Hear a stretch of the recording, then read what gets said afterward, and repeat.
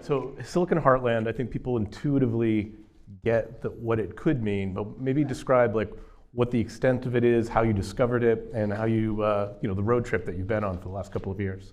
Oh, sure. Well, it's been a fascinating journey throughout the Heartland, and I define the Heartland as the Rust Belt and Greater Appalachia and some parts of the Midwest, also the Great Lakes. So you're talking about cities like Buffalo, Cleveland, Youngstown, Dayton, Cincinnati, Pittsburgh, Indianapolis, and so on. So I've been to all of these places many times over the past couple of years doing research for the book and also doing interviews with town leaders and mayors and economic developers and investors and entrepreneurs. It's been a great journey. And now I've been on the book tour too, so I'm back on the road with the book tour. Going to the same cities. Yeah, all the rustiest places I've been. So tell us a little bit about the central thesis, which is, that these rising cities, we don't call them second cities anymore, are, turning into these innovation hotbeds, but it's happening in a very sort of unique and specific way to each individual city. That's true. And some places are speedier than other places. And each place has its own specialty, which is one of the interesting things that I learned in doing the research, is that no one city is like another. And they are defining themselves by innovation. So, for instance, in Youngstown, which was a steel town, this town of Youngstown Steel and Tube, or Youngstown Tube and Steel, it's now a 3D printing hub. Who could believe that? Pittsburgh, another steel town. Today, it's AI and robotics. Indianapolis, now today, it's all about SaaS, software as a service. Cincinnati, packaging. Cleveland, we have people here from Cleveland today who I've already talked to. And in Cleveland, there's a lot around biotech. So it's very interesting that these technologies are driven by whatever institutions are there or what other strengths they have. Like in Cleveland Clinic is driving a lot of the innovation in Cleveland, in that city. Carnegie Mellon University in Pittsburgh. So the universities are really a very important part of it, of the story, of how these cities are transforming. Why is this happening in these individual cities and not in Silicon Valley or New York or, Austin? Right. That's the bigger trend here, is that we've seen the decentralization of Silicon Valley, and it escalated during COVID and has continued to escalate with the tech layoffs in Silicon Valley. We've seen 60,000 people leave the Bay Area in the last year alone. That's a lot. And in my neighborhood in Silicon Valley, during the beginning of COVID, all I saw were moving trucks, people packing up and leaving. And so a lot of vacancies, and now even more with the tech layoffs. So this whole idea of decentralizing technology to many dispersed parts of the United States, like Austin, Texas is one of the big gainers. Even places like Columbus, Ohio. I don't know how many Ohioans we have here today, but Columbus is booming. 15% population increase in the last decade. And part of that is around new innovation. The new Intel plant that's going up around Columbus, the semiconductor plant, that's a huge change for Columbus, which we used to call Cowtown. I can call it that because I'm from that area, and I've seen the transformation. So yeah, it's also about remote working. So the pandemic, everyone figured out, hey, I don't have to go in the office, and people are still not going into the office. This is a problem for urban cities everywhere, I think. New York City, in my neighborhood in New York City, it's just so many retail shops are empty. It's really been devastating. But even in these cities where these new industries are cropping up, you still need a certain concentration of talent, of community, of like there needs to be something that's holding it together. Like people aren't all just dialing in from home. Well, that's true. That's where the universities are a great feeder. I mentioned Carnegie Mellon in Pittsburgh, all the engineering talent that's coming from there. In Cleveland, Case Western Reserve University. In Michigan, Ann Arbor is a great feeder. So Columbus, Ohio State University. So a lot of this clustering effect, this is not a universal story. This is not throughout the Midwest. It's clusters. So you have to understand that it's pockets of influence and pockets of change, not everywhere. And there's a lot of places that have been left behind and that will probably be still left behind in 5 years from now. So what's the difference? What are the winners doing right and the losers doing wrong? Well, the winners have been willing to change and wanting to change. So when I interviewed John Chambers, who is the former CEO of Cisco, he is giving back big time to West Virginia, his home state.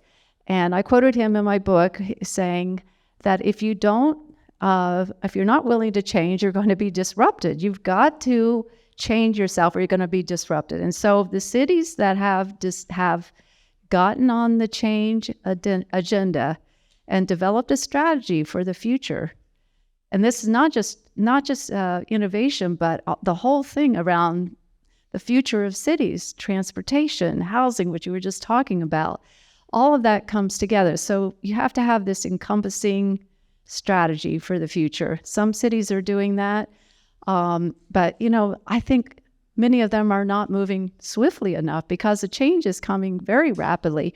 Everywhere I go, people are talking about traffic and housing. These are two really big issues that are huge thorns in the future of America. Do you have any examples of how cities are addressing those traffic and housing challenges in order to attract these industries? Well, right. One idea I can think of that's working pretty well is the Bright Line high-speed train in Florida, in South Florida. That's becoming very popular. That's privately funded. We need Amtrak to get it together. I mean, wouldn't it be great if we had Amtrak between here and Atlanta, here and New York City? Like today, I don't even know where I'm going to be able to fly back to New York City tonight or not because of the airport and the smog and the smoke. But if I had Amtrak, at least I would have another option. But Amtrak, we desperately need more funding for that. The railways, the airport transfers is a major issue in many of these developing cities. They don't have it right. They do not have public transportation from the airports, and I think that is a must. Even Austin, Texas, which claims to be a new Silicon Valley, does not have public transportation from the airport. To me, that is essential to develop as a tech innovation hub. There's a lot of policymakers in the audience today. What recommendations would you give them in terms of how to foment and get this right as they're trying to attract these industries? Well, I think you really have to involve the entire community.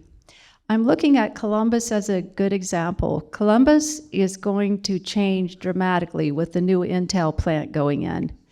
It's going from an agricultural-based economy and a service economy to a tech-driven economy. Google, Amazon, and Facebook already have data centers there. Even in my hometown, which is a small town outside of Columbus, has a new Google data center going in. So when I talked, I was on the book tour in this area, and even my hometown, Lancaster, when I said to them, this city is not going to look like this in 5 to 10 years from now, they looked at me stunned and shocked. They weren't prepared for change. They did not foresee a future where technology would be a driver, where innovation, where a new economy would be a driver. And they were, I think, scared of it as well. So you've got to have the mayor being a leader of this change. You've got to have town champions. You've got to involve the community. So Intel is doing something really smart in moving into Columbus. They have a whole public policy agenda. They have PR people in Columbus area who are going to every community event possible. So they need to get the community behind them, or this could be a huge negative for the area because it's going to cause a lot of congestion. Housing prices are going to go up. Traffic's going to become worse, and it's already pretty bad. Who are the people that are taking these jobs? Because you can't just open a data center in a town or a city and expect to get the talent. That's why people usually work in New York or Silicon Valley, because they're accessing the talent pool. Are these people coming in from other cities? Are they being trained locally and they're trying to tap into that pool? Like, where's the talent coming from? Yeah, this is an issue for all of these cities that are developing as tech hubs. Training is a big, big issue. And there are many new training centers going in, not just for, how to do a startup, but it's real technical training that you have to have, engineering training. So I have visited some of these technical training centers, like outside of Dayton, for instance, and outside of Detroit. Detroit is another city that's going through a huge transformation, the automaking capital of the world. And now, what's its future? Mobility, electric vehicles, mobility innovation. But you've got to have people who are able to do those kinds of jobs and create electric vehicles and create supercharging stations, all these things. Training is a huge issue. I was just at Purdue University, which is very much focused on semiconductors. And they did a policy summit in Washington, D.C. that I attended, and they talked about how they need 60,000 more engineers who are trained in semiconductors, because semiconductors is an area that we need to focus on a lot. I know this may sound boring to you. What are semiconductors? But these are essential tools for tomorrow and today. And so we need 60,000 more engineers trained to work in semiconductors. And we need to bring semiconductor manufacturing back to the United States. It moved to Taiwan, it moved to Korea, it moved to Japan. We lost our lead in semiconductors, and that is one of the major components of today and tomorrow. And that was, you talked about that in your previous books. But like you do feel that there's this, one of the things COVID did was it highlighted the weaknesses of the global supply chain. There are obviously some political tenuous relationships there. And you can hear it in what people are saying is like, we need to learn how to build things here again, especially for these strategic industries. Have you seen the money going into those things? Somewhat. Yeah, I mean, the interesting thing about covering the Rust Belt is that the Rust Belt was the industrial heartland of America, but it lost its way a couple decades ago when the jobs moved to China. We lost that power. America lost that power. We are now trying to build it back. And you've seen a lot of new investment going into technology areas and infrastructure. So reshoring is part of that story, bringing jobs back to the United States through reshoring. Now, that's a very gradual thing because it's not too easy to unlock your supply chain from China. Yeah, and the CHIPS Act has been passed. Have you started to see that money flow through and actually and get some of these plants built, these foundries? Yeah, I think Intel got some government subsidy for its new plant. Arizona has a new plant going in, semiconductor. And we are seeing the reshoring. The reshoring is also tied up with the training. If you don't have the talent you could move your plant. You could say, I'm moving my manufacturing there, but you've got to have the talent there to do it. So anyhow, it's an ongoing issue. So obviously the companies that are locating there and the employees that are locating in these cities, they're going to be very positive. They moved there for a reason. What about the communities that have already been there, the people, the residents? How does it affect the quality of life when these like hubs spring up? I mean, there's some really positive elements, like new restaurants and new hotels. It's not just fast food franchises anymore. Like in the areas where I grew up, the choices were McDonald's, Burger King, or Burger Chef, I think. But today you've got all these ethnic food choices, and there's a lot of new lifestyle choices. There's entertainment, there's new culture. So lifestyle has gotten better that way. But the bad side is the congestion and the housing prices and the homelessness and the friction between rich and poor. Which has always been the issue. Yeah, 100%. In terms of like the innovation hubs and global competitiveness, do you think we're headed in the right direction in terms of reshoring and making these investments? And do you think we're going to be able to really make a big impact there? Are you optimistic? I have to be optimistic, but I think it's going to be very gradual. The reshoring is very gradual. It's going to take years.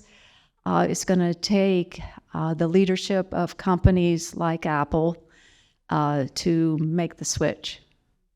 You obviously focused on the Midwest for this book. Is there another region that you're going to focus on next in terms of that has the green shoots that could support the next innovation? Well, I already, I'll segue a little bit, but on my book tour, I already did the Rust Belt.